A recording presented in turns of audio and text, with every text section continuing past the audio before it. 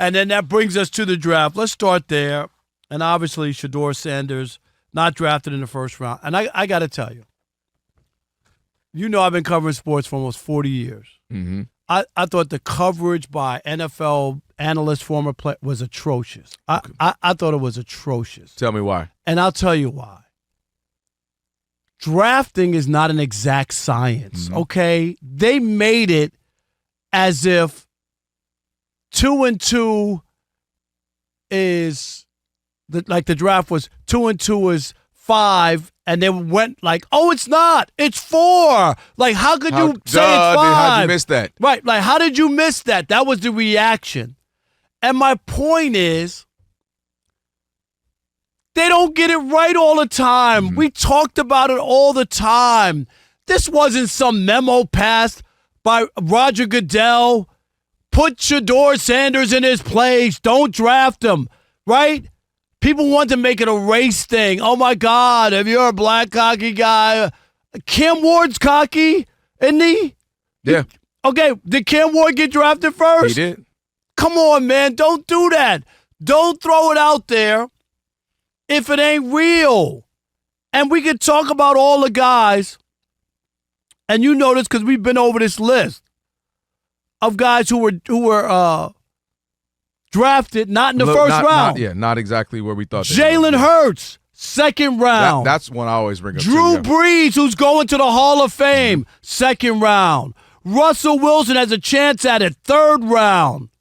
Deshaun Watson. Dak Prescott, fourth round. Kirk Cousins, fourth round. Tom Brady, sixth round. Mm-hmm. Brock Purdy, seventh round. Stop. This whole idea as if it was a birthright for him. And here's the other thing, Kelvin, that really bothered me. Yeah. Do you really believe that general managers and coaches who are trying to hold on to their gig deliberately passed over him? Why can't they honestly think that he's just not on that caliber that they don't want to spend a first-round draft pick? They could wind up wrong, and they've been wrong on people. That's my argument. And the last thing is this. Kyle Brandt, is that his name from NFL Network? Yep. Does he not know? He went off on the whole anonymous quote thing. Some of the greatest journalism done in this country are of anonymous quotes. When all fact, not okay. just like anything in life, all walks of life. Where you get somebody to honestly tell you what's going on and without the fear of retribution, but by putting their name on it. It is a part of journalism, especially if you know who you're getting the information from and your editors or your outlet or your bosses know. I'm sorry. It ain't like I talked to a bum at the end of the corner and he gave me some quote about the president, and I'm going to run with it. Yeah. Do you understand what I'm saying? Well, the pick is in right now for Cleveland. I want to see what they're going to do because we might all of a sudden have a continued conversation. Yeah, but my point still is there was no reason for people to react like that because he didn't get drafted. Yeah.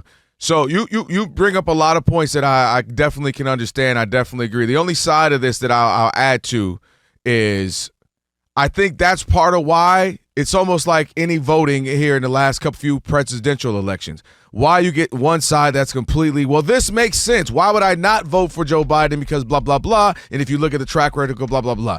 Are you serious? We need something new. I'm going for Donald Trump because blah, blah, blah, blah, blah, blah, blah, blah. And the reason I say that is 2 months ago, this is why some people are flabbergasted, Rob, is because he was a top 5 pick. Most people say. But who? That was Dion said that. No, a lot of people were saying that. He's going to be one of the first quarterbacks to go. It was just a conversation that he'll be a high pick, top 5, top 7 pick.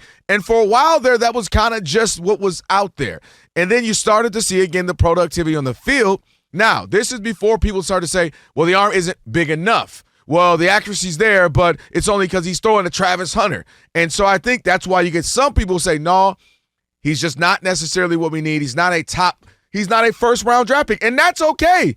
But I think some people are, again, confused and flabbergasted because, well, where did this all of a sudden come from in the matter of a handful of weeks? But there's not an exact science. No, I know. I'm breaking down. And here are the Browns. I'm sorry, who they pick? They got linebacker Carson Schweissinger from UCLA. That is who the Browns have picked with their first pick here in the second round. Calling him a tackling machine, and, so you got kind of a linebacker who can make some plays there. So they're clearly going defense. And here's the other thing, too. There were like 3 teams that needed a quarterback, and they all passed on them. And that's what I'm like the Steelers at 21.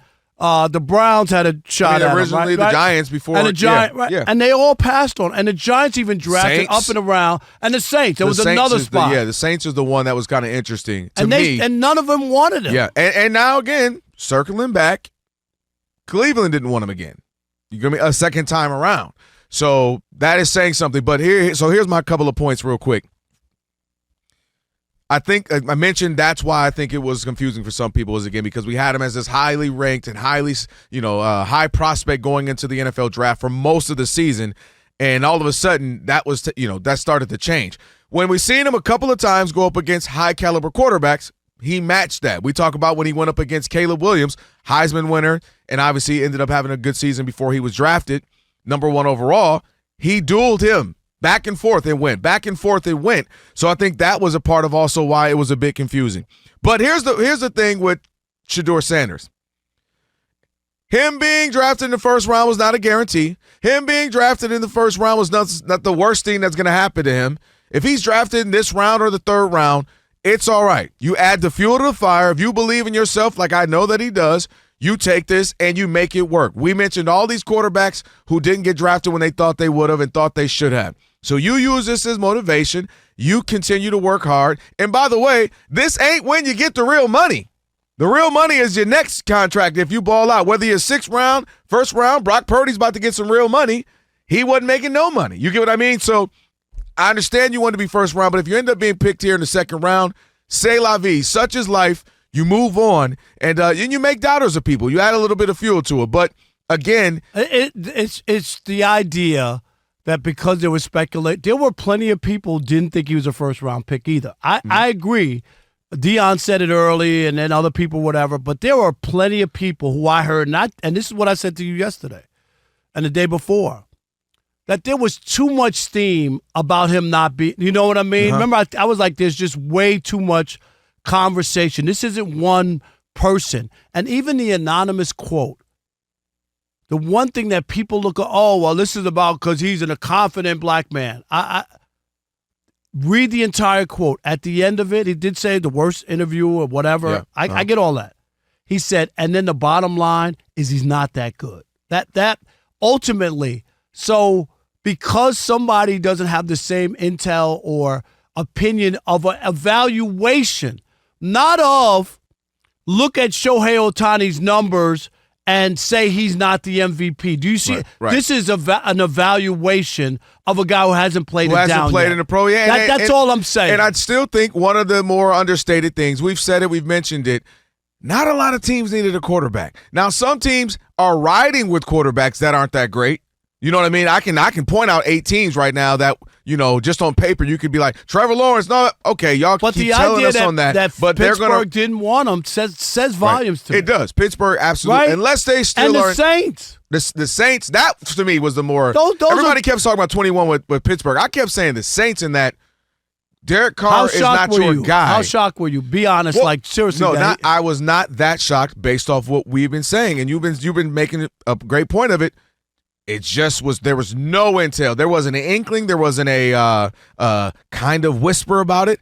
On paper, if me and you sitting in a bar and I said, "Hey, the Saints, they need a quarterback. They need to start something, get something building." But what we heard and reporting wise, you didn't hear a peep. So that was why I was like, "Well, it can't be the Saints." But if I look at the Saints, if I look at Carolina and say, "Well, y'all already was ready to get rid of Bryce Young." Now he had a solid few games at the end. Are they like, no, there's our future? So you can make a case for a handful of teams, which ultimately comes down to they just don't believe he's good enough. And maybe they did not like his interviewing. By the way, that 2 things can be true.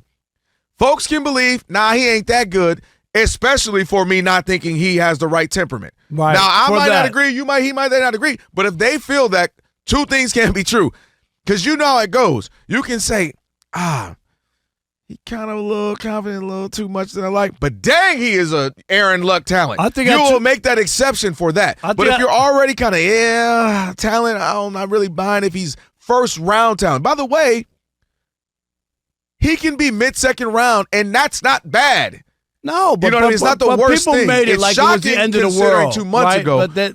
But it's not the end of the world if in the next 7-8 picks here, he goes and he's in the top 35 to 45 picks of 7 rounds. Even though Cleveland didn't pick him, it's a little uh-oh. Yeah, but then they got another pick here coming up too. But that would, to me, be like, all right, so it wasn't the worst thing in the world to happen to you.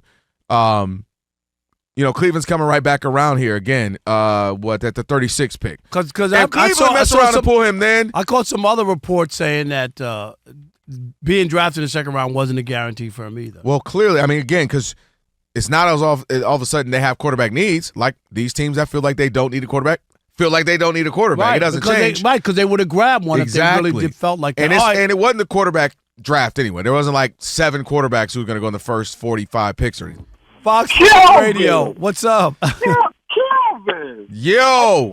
Uncle Rob, what's going on? How are you, Randy? What's up, buddy? I'm always good when I hear from y'all, man. We talked last week, and you were talking about, Shedeur and what should he go in the draft. And I called in, and I said he was a 3rd to 4th round talent. Now, it sounds kind of crazy coming from a nobody, just a sports guy, but the hype train has been rolling for the last 2 years when it comes down to Shedeur and Colorado. I'll just say this. They had a guy named Dak Prescott that played for Mississippi State. Yep. And I watched him have an unbelievable couple years in the SEC. Yep. He even brought Mississippi State up to number 1, I believe. Yeah, Dak Prescott fell to number 4 in the draft, and nobody said a word. Yep. Right? Shedeur Sanders had a 12-13, a 13-12 record, something like that in Colorado. What have they done? I know. Well, everybody crowned him. Yeah, my only counter. Appreciate Randy. Appreciate you, Randy. I don't think anybody should be crowned like as if he was, out there looking like the return of Peyton Manning. But I do think what we saw him do with he was literally running for his life most of his time at Colorado, and to still be that productive, I think was impressive to me. Mike in New York, you're on the Odd Couple. I'm fighting for my life, Rob. Fox Sports Radio. What's up, Mike? Hey, how you doing? Doing great. I actually think he is, talent-wise, a first-round talent. I think he's one of the most accurate quarterbacks in the draft. I think he showed the ability to handle pressure because his line couldn't block all season. He showed he was elusive. I don't think he's a bad guy. I think he might be boisterous. I think the biggest liability and why he didn't get drafted in the first round is his father. How? And expound upon that, please. Well, I say that because imagine you're the coach and you take him and it starts going bad. What's going to happen? They're going to be asking Dion what's going on. Dion's going to be like, well, my son's not being utilized properly. And then people are going to be calling for the coach's job and wanting Dion to coach that team. As soon as that goes down. Mike, let me throw this at you, though. Mike, I hear you. I want to counter that. What about when Eli and Archie Manning jumped in? Archie Manning from the very jumped in. You better not draft my son. He ain't gonna play there. Like he's not the only father who has been. Now he's bigger in that he is a coach. He's got TV shows, but we've had plenty of fathers who are out there screaming and yelling. But I will say this, and thanks. No one's going to ask Archie Manning to coach your team. Yeah, no fans are going to be calling for him to coach the team. Fans are crazy. Your fans are going to be booing the coach after 2 losses and be chanting for Dion in the stadium. Yeah. Hey, Mike, thank you. We appreciate it. And the only reason I'm going to say one thing is the reason that nobody after the first with Tim Tebow, nobody wanted him because of the you remember that? The fans about them and everything always, there was just too much around him to really want, because they all knew he's a backup and he's not a star, and they're all going to want him to play. I'm just saying. All right, let's go to Jeff in Montana. You're on the Odd Couple Fox Sports Radio. What's up, Jeff? Hannah, Montana. Hey, guys. How's it going? Doing good. How are you? Oh, wonderful. I'm kind of agreeing with the last guy. I think that there's so much pressure with the old man and his power that it might turn into like a LaMelo Ball thing where you've got this guy that can get on radio or TV show he wants and can air dirty laundry, and that might not be good for the locker room. Yeah, I think y'all giving Dion a little bit more power clout. This is he's specifically a big time. the He's NFL. He's a Hall of Famer. Without a doubt. He's a big name, and they all know. I'm not arguing that. I do, but I'm just saying, like, maybe it's more than we just don't think he's that great. Maybe we think he's solid, a third, fourth round draft. I think it's that mostly that they really don't think he's, because let's say it was Jaden Daniels, but his dad was Dion Daniels. But you got to admit, like the LeVar Ball thing was just out of whack. And LaMelo got drafted. What was he, first or second pick? Yeah, it was second. He got conned into that. Yeah, but I'm saying, like, because LaMelo is really good when he's healthy. LaMelo's an all-star. So I mean, if he's good, if they viewed him as that great, they'd be like, Dion Schmian, we'll use this to our advantage.